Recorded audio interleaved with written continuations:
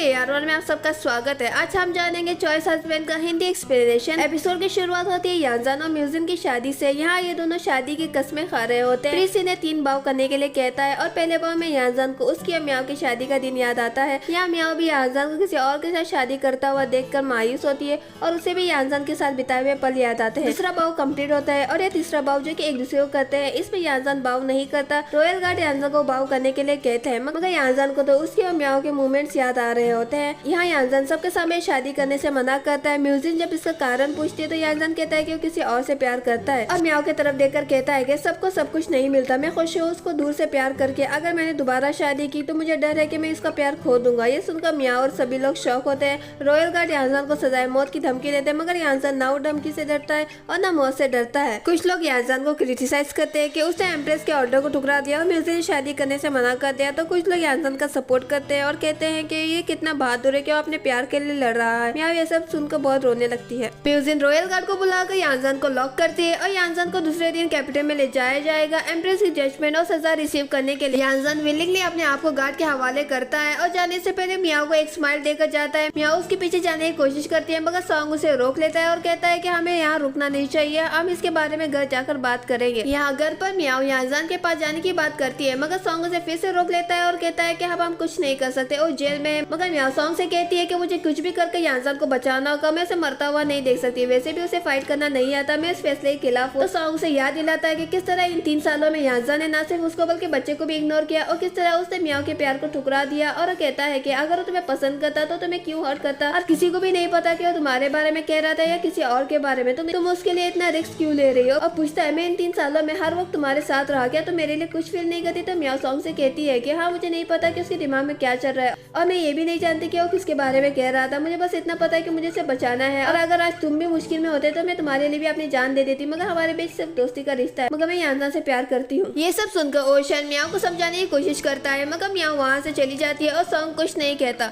यहाँ म्याओ ज़ेनियो 9 प्रिंसेस से बाहर मिलती है और ज़ेनियो से मदद मांगती है और पूछती है कि क्या यांजन ने तुम्हें कुछ इंस्ट्रक्शन दिए थे। तो ज़ेनियो कहता है कि हाँ, उसने कुछ इंस्ट्रक्शन तो दिए थे, मगर उसने कहा था कि वो सिर्फ तुम ही देख सकती है और तब जब सब कुछ सेटल हो जाएगा तो म्याओ कहती है तब तक तो मर जाएगा। तो ज़ेनियो म्याओ को इंस्ट्रक्शन दिखाने के लिए यांजन के रूम में लाता है, जहाँ म्याओ की बहुत सारी पेंटिंग्स होती है, जिसको देखकर हमें पता चलता है कि इन 3 सालों में यांजन हमेशा से म्याओ को चुप कर देखा करता था। म्याओ ये सब देखकर रोने लगती है। ज़ेनियो यहाँ म्याओ को सब सच बता देता है कि किन फैमिली बहुत ही पावरफुल फैमिली है, इसलिए यांजन 3 साल तक तुमसे और तुम्हारे बच्चे से दूर गया था ताकि तुम्हें कोई प्रॉब्लम ना हो, और वो यांजन ही था जिसने मुझे यहाँ लिंजाओ में तुम्हारे और तुम्हारे बच्चे की हिफाजत के लिए छोड़कर गया था। किन फैमिली ने शैन फैमिली को टारगेट किया था, इसलिए उसने प्लान किया कि वो किन फैमिली में शादी कर उनके आपस में खराबी करेगा। तो म्याओ पूछते तो उसने अपने आप को सेक्रीफाइस क्यों किया। तो ज़ेनियो कहता है कि यांजन अपना सब प्लान भूल गया जब उसने तुम्हें देखा और रेडी हो गया मौत के लिए, मगर वो नहीं चाहता था कि तुम उसके फीलिंग्स को गलत समझो, इसलिए उसने मुझसे कहा कि उसकी मौत के बाद मैं तुम्हें यहाँ पर लेकर आऊँ। म्याओ ये सब सुनकर अपने आप पर कंट्रोल नहीं कर पाती और रोने लगती है और कहती है कि जब उसे पता था कि ये सब एक जाल है जो एम्प्रेस और किन फैमिली ने बिछाया था, तो खुशी खुशी उसमें क्यों फंस गया। क्या वो चाहता है कि मैं अपने आप की जान ले लूं ये सब जानने के बाद। और कहती है कि तुम जाकर यांजन से कहो कि उसको मेरी माफी नहीं मिलेगी। ये कहकर वो वहाँ से चली जाती है। नेक्स्ट सीन में हम एम्प्रेस को देखते हैं। यहाँ एम्पर और किन भी होता है। एम्प्रेस अपनी स्टोरी कह रही होती है कि किस तरह वो एक लो क्लास फैमिली से बिलोंग करती थी और उसको पैलेस में एंटर करने का मौका मिला और लेट एम्पर से शादी भी हो गई, और किस तरह लेट एम्पर ने बाद में जाकर एम्प्रेस को छोड़ दिया और एम्पर को पसंद भी नहीं करता था। इसी वक्त बहुत से ऐसे लोग भी थे जिन्होंने इनको नहीं समझा था। और कहती है कि लकीली फर्स्ट प्रिंस बीमार होकर मर गया, 3rd प्रिंस पेड़ पर से गिरकर मर गया और 6th प्रिंस मिसिंग हो गया। यहाँ एम्प्रेस जिस 6th प्रिंस की मिसिंग होने की बात कर रही हो यांजन ही है, और कहती है कि तुम्हारे अंकल और मेरी वजह से तुम्हें आज पोजीशन मिल गई, क्या तुम ये सब भूल गए। एम्पर कुछ नहीं कहता तो एम्प्रेस कहती है कि यांजन ने ये शादी को ठुकरा दिया और रॉयल फैमिली के खिलाफ चला गया है, उसको सजाए मौत मिलनी ही चाहिए, मगर एम्प्रेस इस फैसले के खिलाफ होता है। तो किन पूछता है कि क्या तुम चाहते हो कि मैं और मेरी फैमिली मर जाए। एम्पर किन पर भड़क जाता है तो एम्प्रेस कहती है कि मैंने फैसला ले लिया है। यहाँ से सीन शिफ्ट होता है और जेल में यांजन से मिलने के लिए सॉन्ग आया हुआ होता है और कहता है कि वो तुम्हारा और एम्पर का प्लान था ना कि तुम किन फैमिली में शादी करो और उनको बर्बाद करो, तो ऐसा क्या हुआ कि तुम अपने प्लान से पीछे हट गए। यांजन कहता है अब मैं बहुत जल्द मरने वाला हूँ और मरने से पहले मैं चाहता हूँ कि तुम मेरा एक काम करो।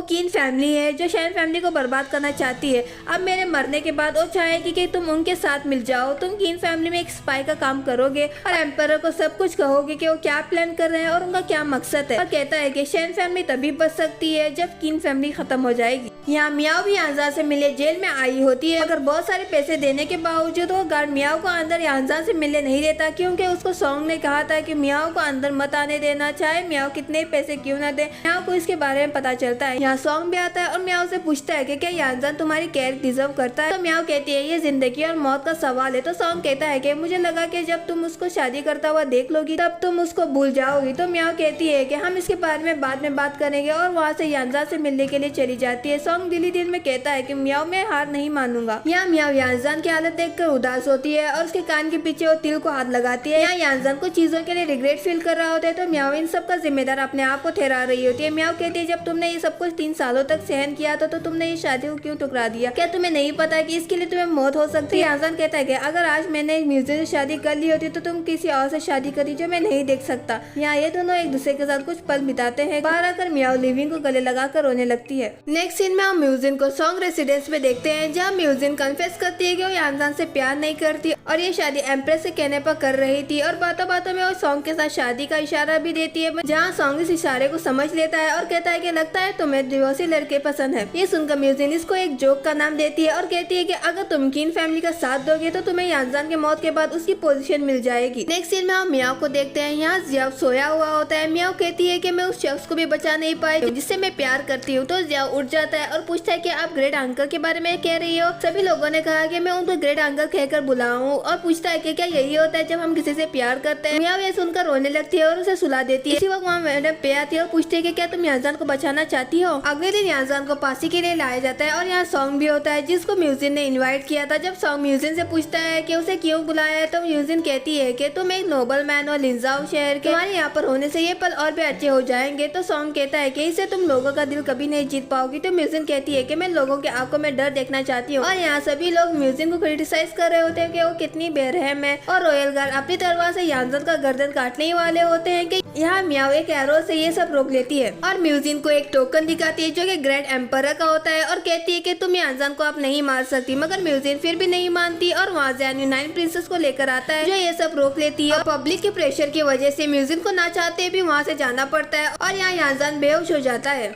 यहाँ की एम्परर से कहता है कि मैंने इन्वेस्टिगेशन की है और सच में ये टोकन ग्रेट एम्परर ने दिया था जब पै फैमिली ने इनकी जान बचाई थी। तो एम्प्रेस कहती है कि अगर इसके पास ये प्रोटेक्टिव आइटम पहले से था तो इसने इसका इस्तेमाल क्यों नहीं किया? क्या उसने ये टोकन शैन फैमिली को दे दिया था? तो कीन कहता है कि चाहे जो यांजान को बहुत से चोटें आई है वो इतनी जल्दी कैपिटल नहीं आएगा। इस सब की वजह से यांजान तो सजाए मौत से बच जाता है, मगर इसकी पोस्ट और घर चले जाते हैं और एक कॉमनर बन जाता है। यहाँ मियाओ बेहोश यांजान की देखभाल कर रही होती है और सॉन्ग जब जियाओ से मिलने आता है तो जियाओ से नाराज होता है कि वो कीन फैमिली के साइड हो गया है और बुरा आदमी बन गया है, और कहता है कि इस बर्ड को यहाँ से लेकर जाओ, मैं और मेरी माँ तुम्हें देखना नहीं चाहती। यहीं पर खत्म होता है episode 15 of choice husband. Video पसंद आया तो वीडियो को लाइक और चैनल को सब्सक्राइब करना मत भूलिए। मिलते हैं अगले एपिसोड में, तब तक टेक केयर।